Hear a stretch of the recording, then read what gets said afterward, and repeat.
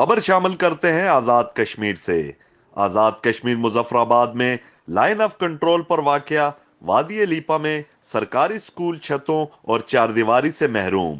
तलबा और तालिबात शदीद सर्दी, बर्फबारी और बारिश के बावजूद अपनी तालीम जारी रखने पर मजबूर हैं। बर्फबारी बारिश वगैरह होती है तो हमें यहाँ खुले आसमान के नीचे बैठना पड़ता है। ये गवर्नमेंट बॉयज हाई स्कूल मोती है, आप इसकी हालत देख सकते हैं, शेल्टर है, बिल्कुल हमारा स्टाफ नहीं है। बिल्डिंग का मसला, जब यहाँ बारिश होती है कुछ जगह तो बहुत प्रॉब्लम होती है, फायरिंग होती है, कोई जगह भी ऐसी महफूज नहीं है जहाँ हम बैठ सके।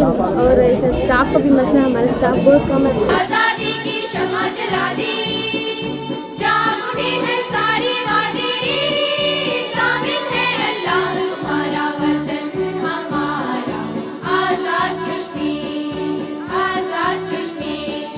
वतन।